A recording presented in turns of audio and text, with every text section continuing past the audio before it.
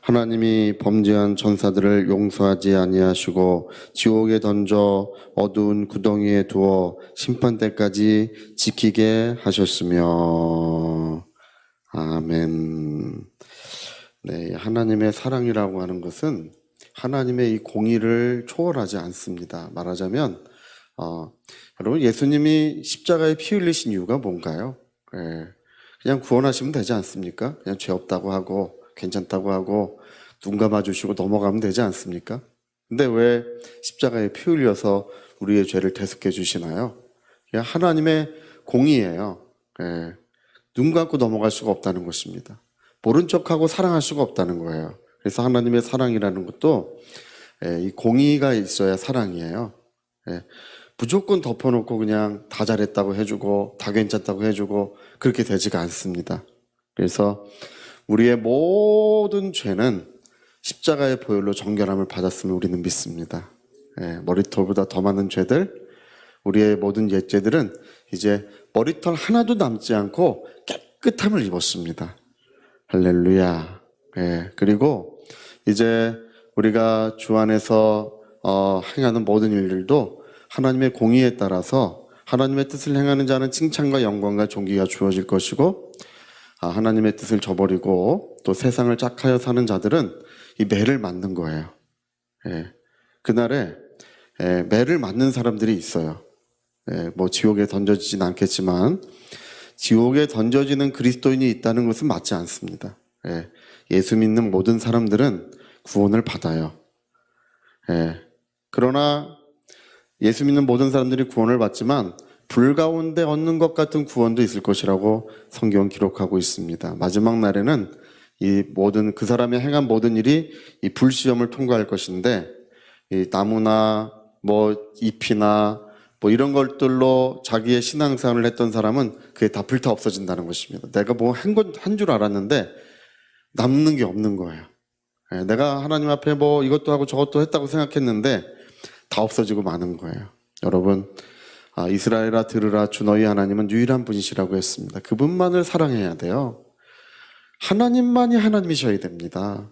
그래서 정금 같은 신앙생활, 정말 하나님을 기쁘시게 하는 신앙생활만이 이제 마지막 날에 그것만 남는 거예요. 하나님을 두 번째로 여기고 세 번째로 여긴 신앙생활은 남지 않습니다.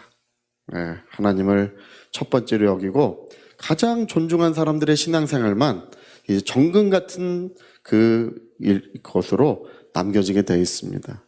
그리고 여러분, 이 땅에서도 하나님을 가장, 이스라엘아 들으라, 주 너희 하나님은 유일한 분이시라고 한 것처럼 하나님을 유일한 분으로 여길 때 하나님도 우리를 존중해 주시고 또 최고의 것으로 역사해 주시는 거예요. 하나님을 두 번째, 세 번째 여기면서 또 우리를 하나님 첫 번째로 여겨달라고 이렇게 주장해도 잘 통하지 않습니다. 하나님을 첫 번째로 여기시기 바랍니다. 그 전에 어떤 왕이 이제 세상을 떠날 때 새 공주에게 뭘 해줄까 물어봤어요. 첫 번째 공주는 나라의 반을 주십시오. 두 번째 공주는 모든 부하를 내게 주십시오. 세 번째 공주는 뭐 다 필요 없습니다. 난 아버지만 있으면 됩니다. 뭐 그랬대요. 할렐루야. 여러분, 하나님을 얻어야 돼요. 하나님을 얻는 자가 모든 것을 얻는 것입니다.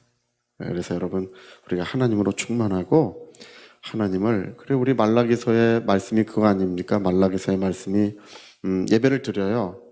그리고 그들이 그 형식과 내용은 잘 갖췄어요. 근데 하나님은 너희가 땅만 밟는구나. 내 성전 땅만 받을 뿐이지 내가 받을 만한 예배를 드리지 않고 있구나. 너희가 예물을 가져올 때도 눈먼 것, 저는 것, 병든 것, 약한 것, 이렇게 네 가지 얘기해요. 눈먼 것, 병든 것, 약한 것, 뭐 이런 것들을 저는 것, 이런 것들을 가져다가 하나님 앞에 드린다는 거예요. 그것들을 너희 뭐 총독이나 너희 높은 사람들한테 선물로 가져가 봐라. 그것들을 받아주겠느냐? 너희가 나를 이렇게 대우하면서 어찌하여 우리에게 복을 베풀지 않느냐고 그렇게 말을 한대요. 어찌하여 하나님 우리에게 은혜를 베풀지 않습니까? 여러분 그때 예루살렘의 이야기, 돌아온 포로 생활을 하고 귀환한 사람들의 예루살렘 이야기가 그 느헤미야서에 기록이 돼 있죠. 느헤미야가 이제 그 대통령 비서실장이었잖아요. 그 왕의 비서실장이었어요.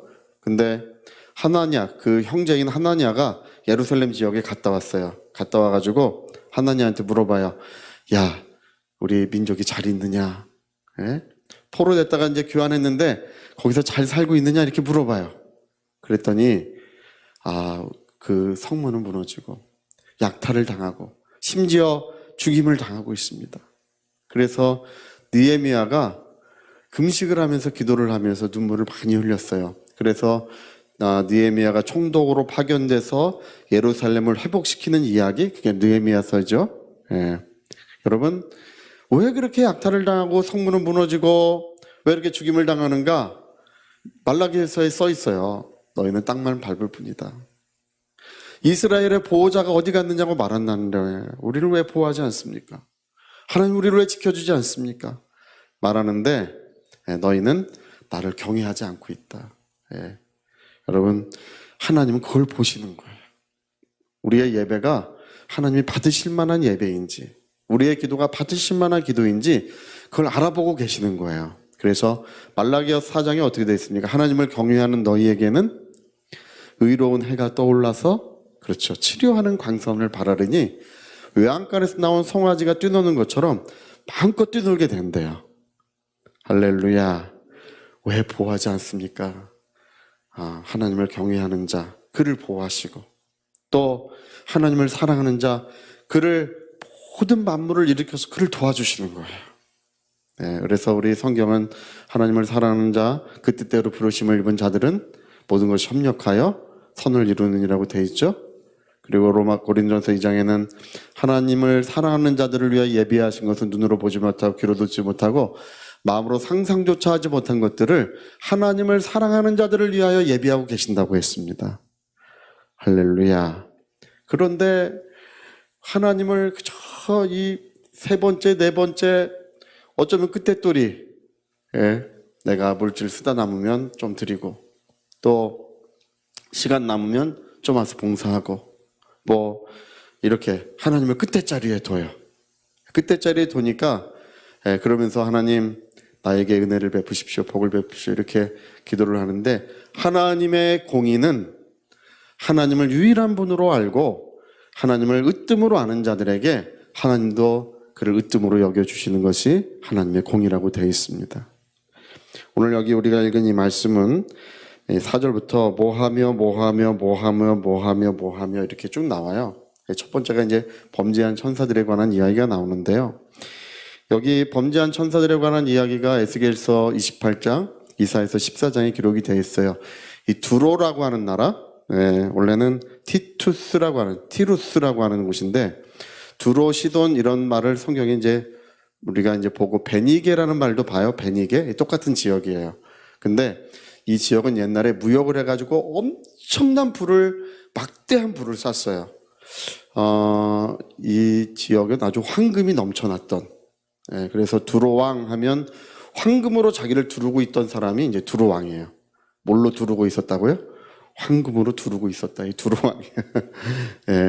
이 사람에 관해서 이제 성경은 이 마귀의 타락에 비유하고 있습니다. 원래는 이제 순전하고 깨끗한 사람이었는데 너무 많은 영광과 황금과 그런 모든 그걸 다 갖게 되니까 마음이 높아져서 이제 하나님과 비기리라. 내가 하나님처럼 돼보자.